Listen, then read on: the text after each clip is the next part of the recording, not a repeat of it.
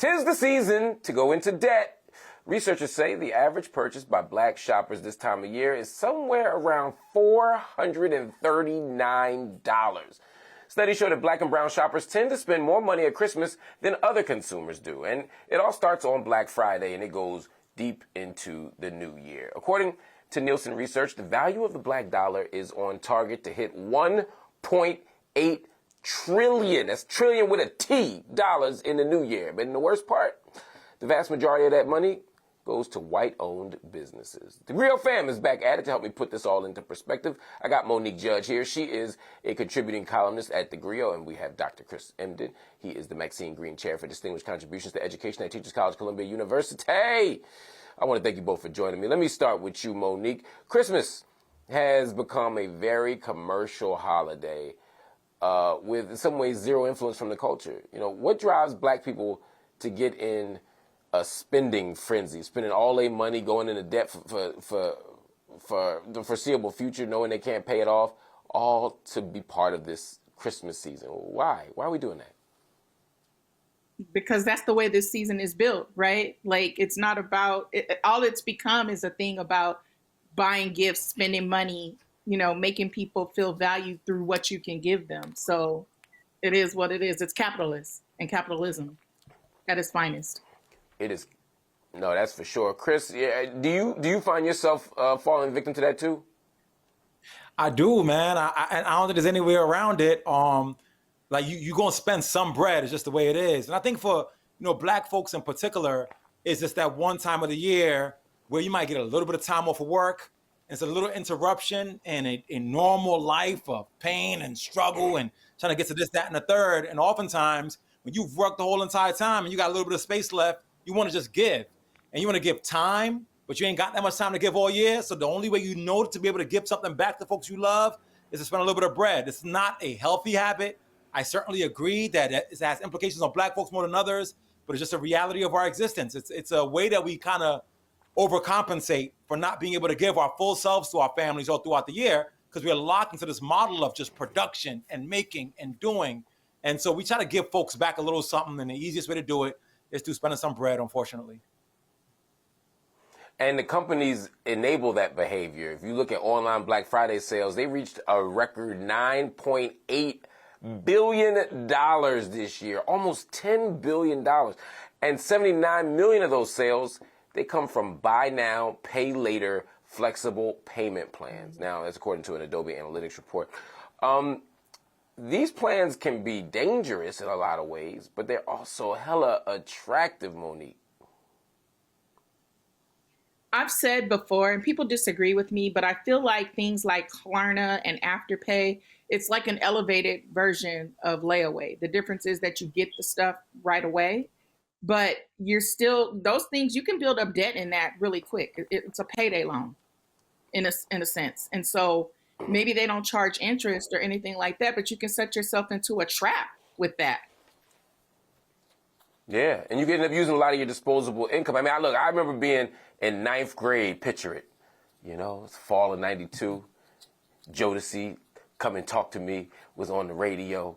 And I wanted a herringbone chain. That's all I wanted. I couldn't afford no herringbone chain. So I went downtown Philly every week and put $5 on my herringbone chain until I had enough money. And I look back on it now and I'm like, yo, I spent a lot of money to get that herringbone chain. It was worth it. But it kind of set me up early in life to think that these layaway plans, these buy here, pay here plans were the way to go. I went to college, did the same thing. Got me a 1994 Geo Metro with 130,000 miles on it and a buy here, pay here lot. You know, and it just started a trajectory of spending. Did y'all have some of those experiences? Chris, you was always fly. Were you on a buy here, pay here plan? Listen, I mean, look, however I could get what I could get is what I took. You know what I mean? It is what it is. But it really opens up a really interesting conversation about some recent work that I've been doing about helping young folks to just be a little bit more financially literate.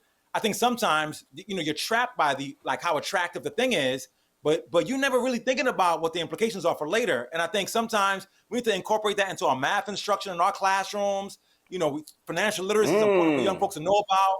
They need to know about credit as early as possible, because if you know that you're getting got, you won't get got. But sometimes it's a lack of information. It is a lack of agree with that. information. I feel like, well, no, I was just gonna say I think he's correct with that. Like if we were taught that in school and taught to make sounder decisions, with our money, not to get involved with payday loans and things like that, and Klarna and Afterpay and all of that, I feel like people would have a lot better outcomes. But when you don't know and you don't have that knowledge and you're just looking for a way to be able to get the things that you want to get, you are going to fall into those traps. And I think that's an important point. I never got the instruction, Chris, and you just talked about incorporating it into math class. We probably could put it in social studies class. We probably put a whole lot of classes. Should school, particularly for black folk, do a better job of that kind of stuff? I'll give you just one quick example. When I first started working at 14, and I got my first check that summer, and I went to the check cashing place because that's what I knew we did in the hood. You went to the check cashing place. And I ain't make that much. I worked 40 hours a week. I was making $4.85 an hour. And then I gave 2 or 3% of that check to the check cashing place. I could have went to the bank and cashed it for free. I didn't know that. I just didn't know. And I think that's the important part, bro. Like, I think, for those of us who have the information, we're always like, man, why would they make those poor choices? And it's like, yo, fam, half the battle is just the knowing. Once young folks know, once our people are aware, they don't want to get got. And I think we have to just make sure that we do a better job and sort of introduce them to it. And then the other part of it is also, like, when you talk about your herringbone, it's also to recognize, like, that it does matter, right? Like, so like, why would he care about the herringbone chain? And you were like, it was worth it. Like, we have to also have those conversations in the ways that don't make folks feel bad for desiring things that matter to them and their community. Like, so I'm like, yo, ain't that, look, when I threw my first low outfit on and I walked into the cafeteria, couldn't nobody tell me nothing. Exactly. And for you to tell me, like, hey, like, don't do that. It's not a financially sound decision. It's dumb. It is to say, though, like, listen, get fly, but just so you know, you putting money on it, you paying 2 times more than the other cat. So what do you want to do? Like, here's what it looks like to get a bank account. So it's not making folks feel bad for their decisions. It's like recognizing why the decisions are. We can talk about the capitalism of it later, you know what I mean? But also making sure that to me, it's about just make sure you don't get got. Them cats is trying to get you. If somebody in the corner pulled up on you, you don't want to get got by him. Don't get got by a corporation either. Right. That's real. Right. By the way, at 63rd Street train station, they tried to get me for the herringbone 3 days in, man. I was like, I put too much work into this herringbone, man. One day I'll tell y'all how I got out of that, but it was about 4 dudes at the train trying to take my herringbone immediately. Monique, before we go, there are millions of black people who are struggling, and millions of Americans who are struggling, really. But the black dollar still goes a long way. How can we maximize our money and put our money back into our community so it don't leave the black neighborhood so fast?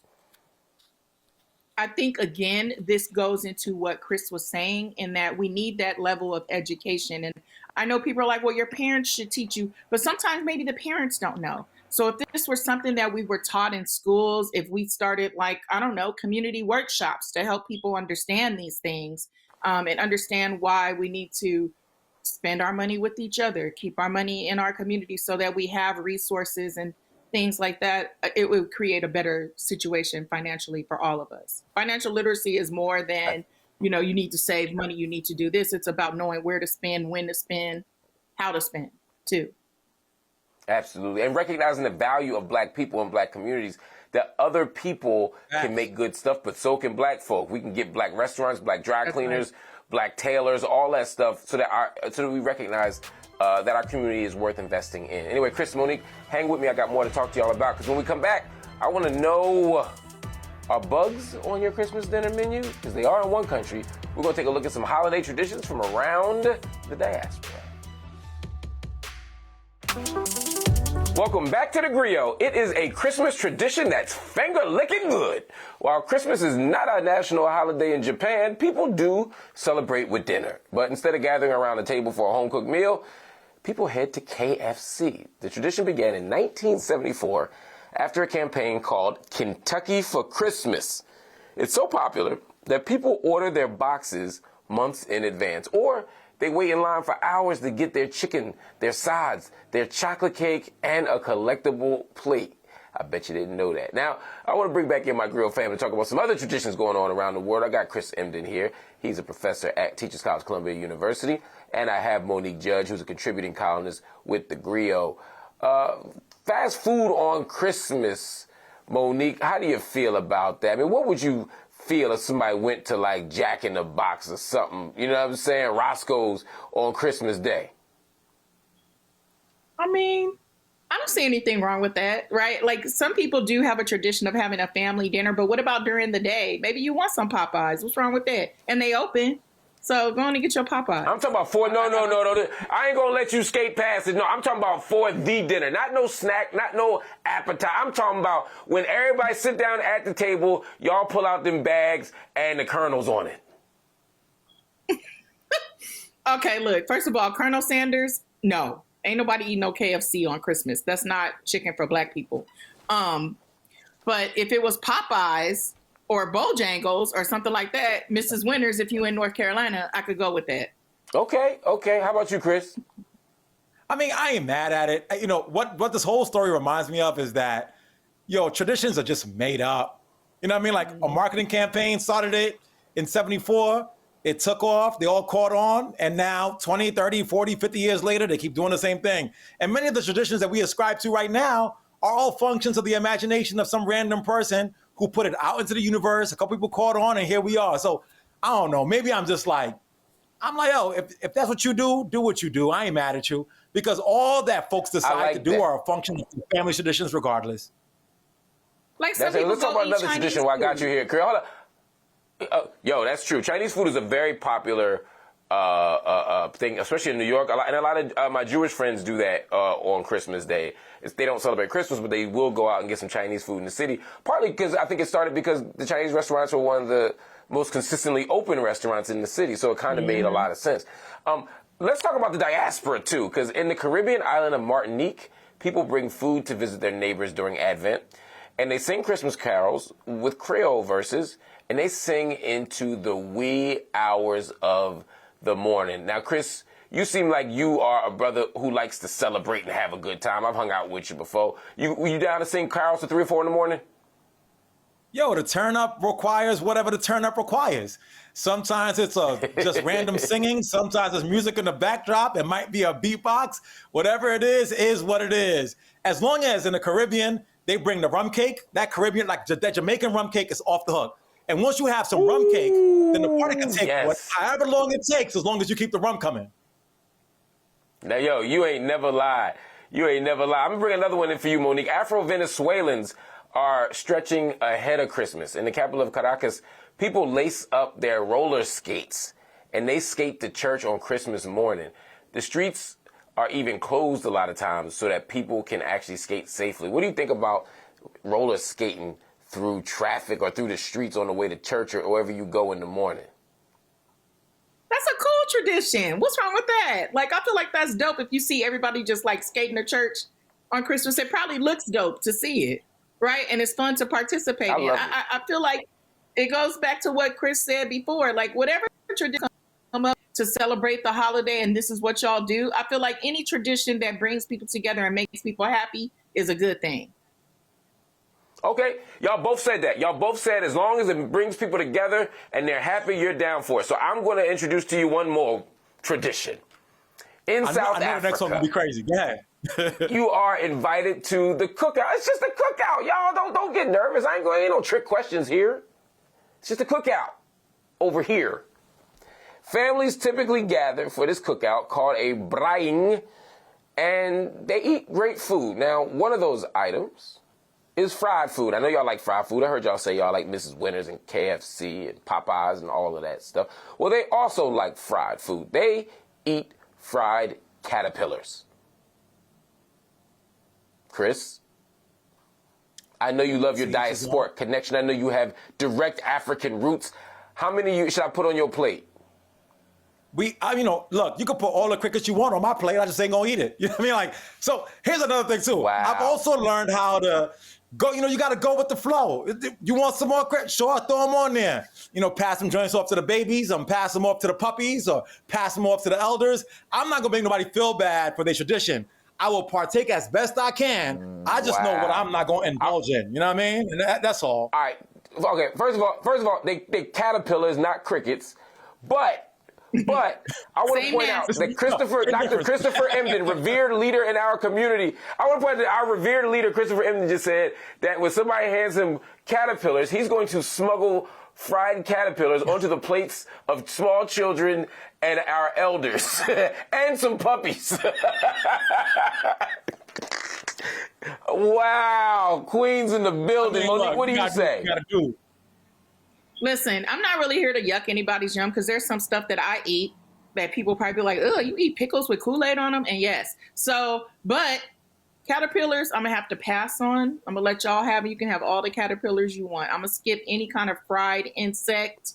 I don't even eat some crustaceans. So, like, we just keep it off of my plate, but y'all go on ahead and enjoy. Fair enough. Know what? I thought about it. Do y'all have any? Buck with you. So hear me out. If it's seasoned right, hold on. Oh, if it's boy. seasoned right, I may indulge if it's seasoned right. I mean, obviously they've been doing it for years. They still alive, so it ain't gonna kill nobody. So I would, if he got the right seasoning on them joints, I may indulge and then pass it to the babies. See. So you saying you're gonna be out here eating fried naked butterflies. That's what it is. That's what a caterpillar is. A fried naked butterfly. That's what you finna be out there eating. Good job, fellas. I can live with this. I mean, here's the truth. If you fry anything well and it's breaded properly and you put some Lowry's on it, you get some Louisiana hot sauce, can you really tell a fried this from a fried that? It's all the same. I mean, for real, Monique. Can we be honest? That's not true.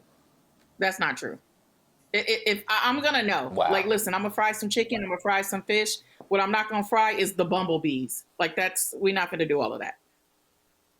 Oh, I mean, bumblebees don't have enough substance, but it might not be the worst thing. So do either of y'all have any traditions, any food y'all eat that would surprise people or make other people go, I don't know about that one? Yo, I love West African food, and sometimes when you throw that pounded yam or that amala on the plate, it looks like a glob of nothingness, but it's absolutely delicious. And so, again, it's all about tradition, man. It's all about what you're willing to, the risk you're willing to take. And so also, say the names again, brother. I don't know those. School me on these. What are these two dishes called? Iyan is pounded yams. So you take the yams, you boil it, you smash it up, and then it's almost like Play-Doh consistency. So if you look at it, you're like, eat cream Play-Doh? And amala is I forgot exactly what it's made of, but once it's boiled, it's white, it's boiled, it turns brown, and it's also like a glob. Again, Play-Doh consistency. And folks may look at it like, I don't know if I want that, but it's absolutely delicious. All right, y'all. Chris Emdin told y'all, man, every once in a while for Christmas, you might have to pound them yams and eat them.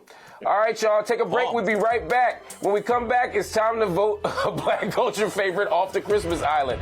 It's One's Gotta Go, Christmas movie edition. That boy head on the grill with Marc Lamont Hill.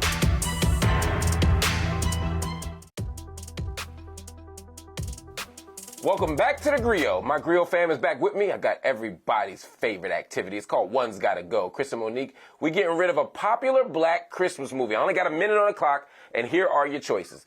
Best Man Holiday, This Christmas, The Preacher's Wife, and Almost Christmas. Chris, you go first. That gotta go? Yeah.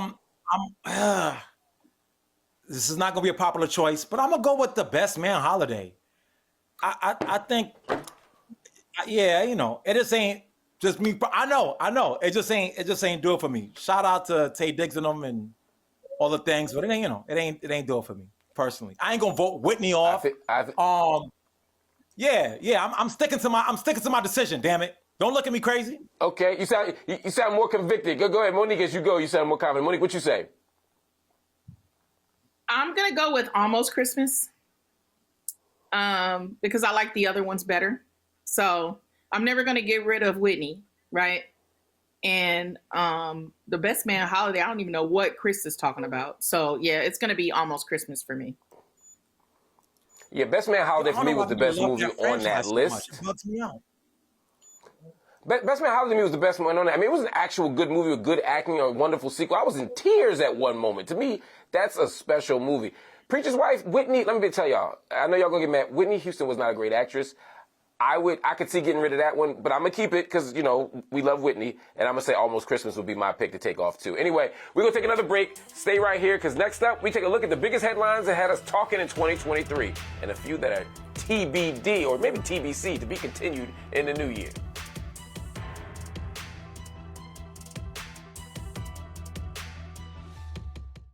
Thanks for staying with us tonight on The Griot. I am your host, Marc Lamont Hill. As we talk about the holidays, it is the perfect time to reflect on a crazy year.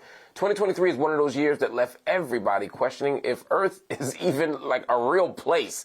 All right, we kicked off the year watching Damar Hamlin collapse on live TV. It was a tragic sight. The Buffalo Bills safety went into cardiac arrest after colliding with another player during Monday Night Football. His condition was dicey, but the brother pulled through, making a full recovery, and he even got back on the field by October. The biggest talker of the year is one that is sure to go down in history as the biggest ancestral cleansing of all time. I'm talking about the August Riverboat Brawl, also known as the Fade in the Water. Video quickly circulated of a fight between a group of white boaters and a bunch of black folk. It stemmed from a dispute over an illegal dockside parking spot. One of the white boaters hit a black riverboat captain, and a brawl quickly ensued. And so sources say that the stock prices of white folding chairs even went up after the fade in the water. I don't doubt it, y'all. All right, 2023 also brought a Me Too moment into hip-hop once again. Diddy's settlement with former partner and R&B singer Cassie Ventura was just the beginning of more cases where the hip-hop mogul is accused of physical abuse, rape, and sex trafficking. The window for New York's Survivors Act closed in November. It gave victims the ability to sue their alleged abusers and to sue the institutions that enabled those abusers.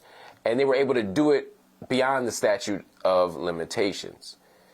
It was a long year, and there were plenty of highs for Black America and also many lows. My Griot family's back with me to take a trip down memory lane. I got with me again Monique Judge. She's a contributing columnist at The Griot, and I got Dr. Chris Emdin, professor at Teachers College, Columbia University. What stuck out to you the most, Monique? I'm going to say the fade in the water. I feel like that was probably one of the greatest moments in Black history. And we're going to remember it forever because they learned that day. Did they not? They learned. So They learned. I'm going to say that. The Diddy thing, I feel like, is one of those that you called a to be continued. There's going to be probably a lot more coming out, and likely not just about him, but about other people too. And I wrote about this on The Griot, but this is a long overdue reckoning for hip hop. Mm-hmm. And then the Jonathan Majors thing is kind of interesting. So, Super interesting. All the stages of it. Yes, like he started the year on top, like he was everybody's choice, and slowly that has changed to where, like, that man, he's gonna be on Tubi movies, maybe. We'll see. Lord. Chris, what stuck out for you? Man, everything sis said, I think, we can't even talk about this here without thinking about, the occupation and all the tumultuous landscape of Gaza. Like that just, like my heart just can't process that still. So that's, I think, probably the thing for me. Damar Hamlin is also really, really crazy. I think, Black folks in our relationship to the NFL, boy, I don't know. We love them. We hate them. We protest them. We say never again. We come back. We witness death, assault, violence. We come back. We watch the Super Bowl show. And so like our continual relationship with that institution is this year's showcases that in a really powerful way. Yeah, and sis, with Jonathan Majors, like, I'm still like, literally he could do no wrong. And it just showcases the ways that, when you think you up, you ain't up. And that they're all, and then, all of it, all the things. This year just been nuts. Like the Diddy and Cassie thing also, like, I can't, I've been telling cats, I went viral for years back, like, y'all need to look at this cat doing crazy stuff, but, how come nobody on your label ever okay unless something goes on? So I think it's been a year of revelation. The world, a lot of things that folks hid or tried to sort of place in a backdrop has come. It's a year of revelation, and after revelation, then comes restitution. And hopefully 24 brings that. I hope so. We need people made whole again. We need justice to be achieved for everybody. Let's talk about somebody else. Carlee Russell. That's a name that will forever be synonymous with 2023. Some of y'all might remember she is the Alabama woman who called 911 to report a missing toddler. And by the time police arrived, she was gone. She had set off a nationwide search. And a few days later, Russell returned home, claiming that she'd been abducted. And we know the rest. She was sentenced to a year in jail, and she was ordered to pay $18,000 in restitution. Monique, when I hear that story and I think about it again, it never sat well with me for multiple reasons. How did it resonate for you? She's a young girl, and she made a very dreadful mistake. There's no skipping over that. It's something that she shouldn't have done, but she did it. However, what I will say is that white women have been doing this for years. And there are white women who, when it happened with them, that thing stretched on for years and years and years before they got any kind of comeuppance about it. And I feel like they rushed to make an example out of Carlee, which is something that they do to us every time. And I'm not saying she should be excused because white women got away with it. But what I'm saying is that she's being used now as an example of something that she didn't start. That's a solid point. I want to get your take on this, Chris, but there's another story I want to get to before we run out of time. It's your good friend, Tim Scott. He had a very unserious run for president. The South Carolina senator made headlines in September. He said slavery wasn't as bad as welfare. I don't know if you remember that. He's done so much this year. He said slavery wasn't as bad as welfare. Then he started to talk about his relationship, or we started talking about his relationship, the media, I'm saying, and that became a big talker during his short-lived run. And then the longtime bachelor did a soft launch, I'll call it, of his girlfriend, who was real, Chris, despite your repeated challenges to the contrary. Right. And then a week later, after she showed up, he dropped out. What do you make of the year of Tim Scott? So I got something. I got a lot to say about Tim. Listen, I don't even know where to start. So I'll say this. He is the exemplar of what happens when you decide to trade in your blackness for the acceptance of folks who just will not love you no matter what you do. And I think it's Preach. an exemplar for all of us. Like anybody who chooses to give up the thing that gives them soul, the thing that gives them power, the thing that gives them sauce and presence, and say, I'm gonna give up all of me and pursue somebody who has told me over and over again they don't love me, deserves all that they get as a consequence of those poor decisions. And Tim is showing us all that. We should all learn from this. From Tim, we should learn, don't go chasing a boo who don't love you. You should learn not to chase a job who don't love you. You should never chase circumstances who don't love you. Do you want to end up bland, broken Tim Scott in your life? And if not, watch Tim's story and make better decisions. Woo! That's a whole sermon right there. Look, before we go, let's wrap this up with a conversation, Monique, about the greatest entertainer alive today. I'm talking about Beyonce. Her Renaissance World Tour kicked off in May and went on to earn $579 million globally. 2.7 million fans across 56 shows and 39 cities showed up. And it's still up for debate about what city won the Mute Challenge. I think it was Houston, but we'll say, who knows, right? But the Renaissance film is currently in theaters, and she recently announced more showings in countries around the globe. I ain't got but 10 seconds. Is there anybody who had a bigger and better year than Beyonce? Absolutely not. And as I wrote for the Griot last month, Beyonce, move over, Oprah. Beyonce is now the most powerful black woman in America, in the world. That's wow. it. That's a lot. That's a lot. I'm going to tell Kamala Harris you said that. Everybody, thank you to my team. Thank you to everybody who brought Chris and Monique on the platform this year, because they have been absolutely amazing. We love them, and we give them their flowers right now. We can't wait to see them next year. Stay with me, though, because next up, we're going to talk regrets and resolutions. If you got one do-over for 2023, what would your do-over be? Plus, one of these classic Christmas songs is getting kicked off the island. I'm going to bring my fam back to answer that last question.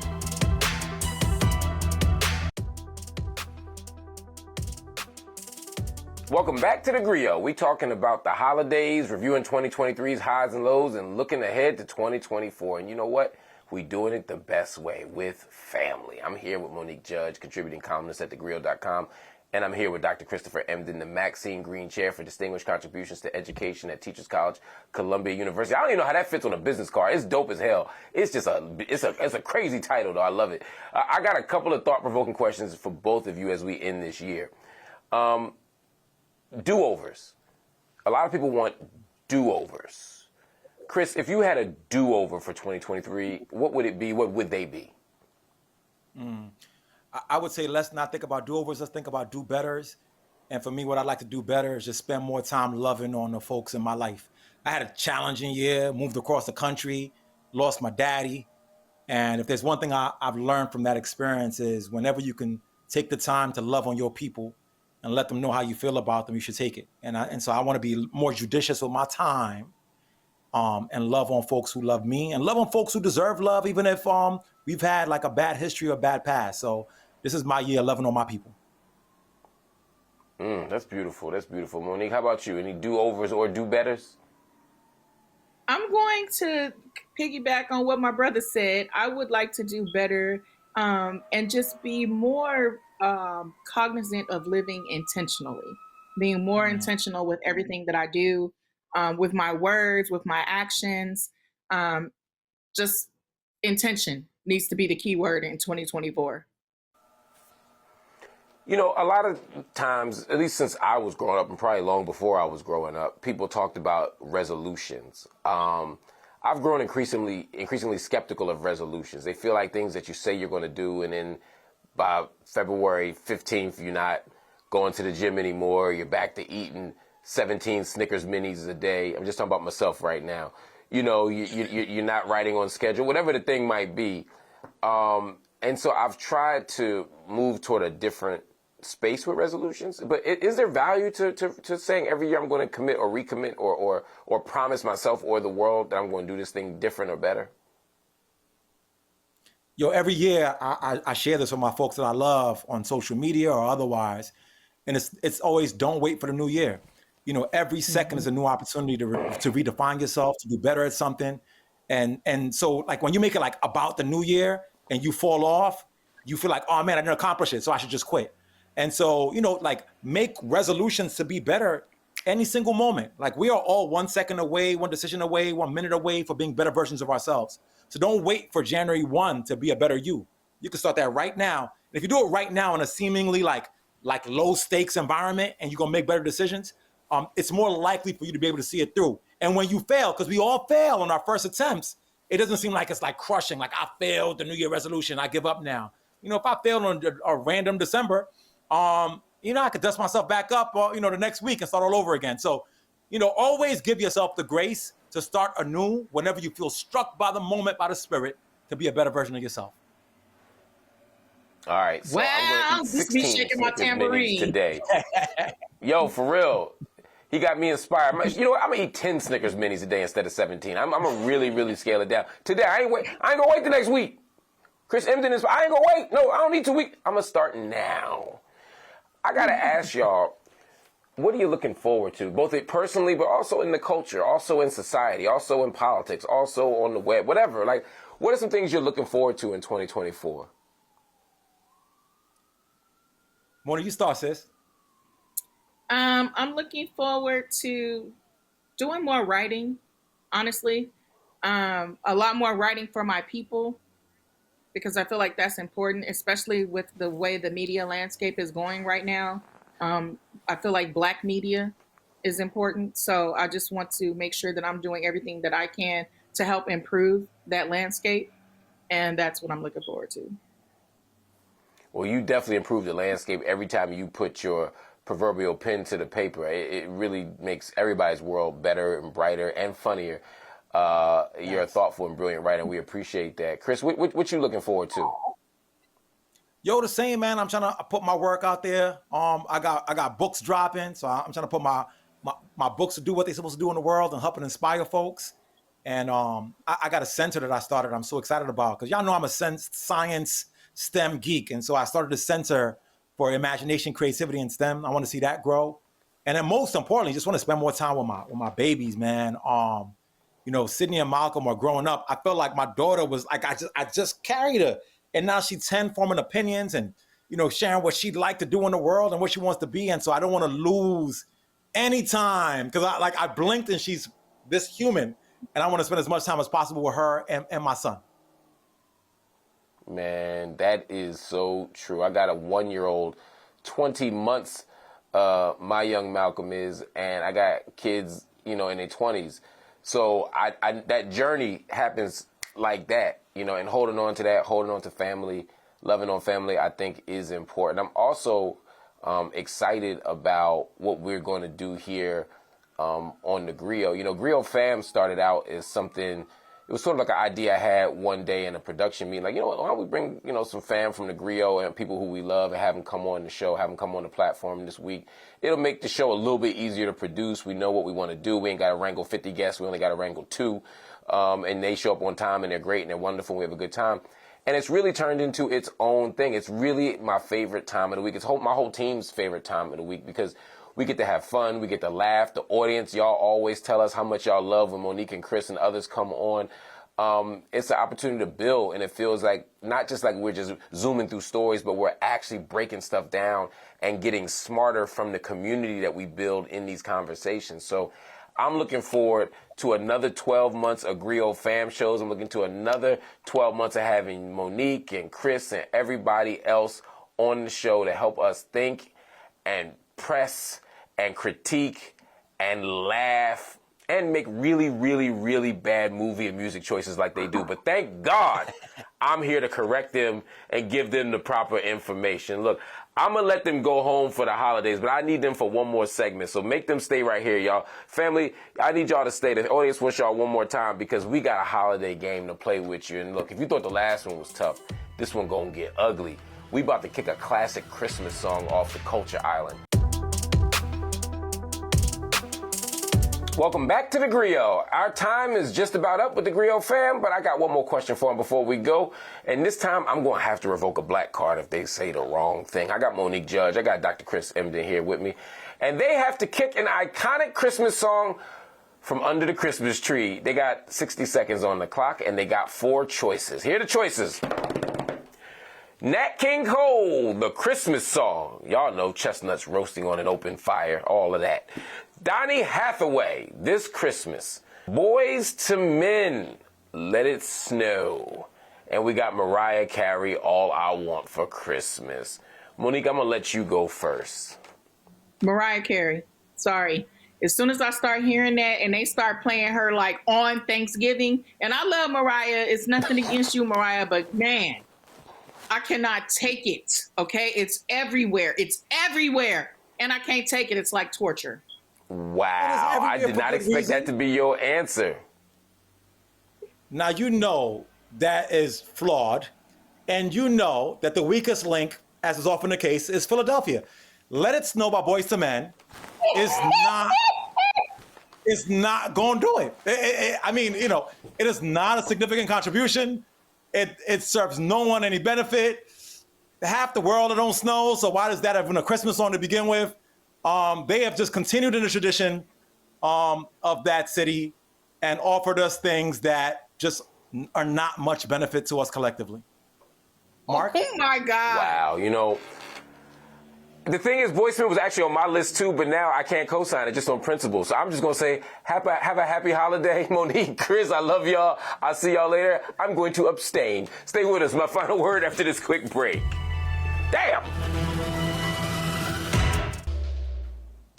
All right, family, we have reached the end of the show. But before I let you go, I want to take a moment and speak on behalf of the men who are preparing to receive more ties, more socks, and other gifts that are prefaced by the thought that counts. You know, I don't want to hear it's the thought that counts. If you're looking to get the man in your life something for the holidays, I got a few thoughts. First of all, One thing that brothers always love is time to themselves. Sometimes you don't need a material gift. Sometimes a man just needs a minute to himself, a few free hours in the basement, a few days where he could go play golf or shoot some hoops or lift some weights or just be by himself. You can give a great gift just by promising him that he could just be by himself for a moment. Also, if you want to give a brother a good gift, find out what his hobbies are. Find out what his interests are. Our hobbies and our joy don't ever come with a necktie.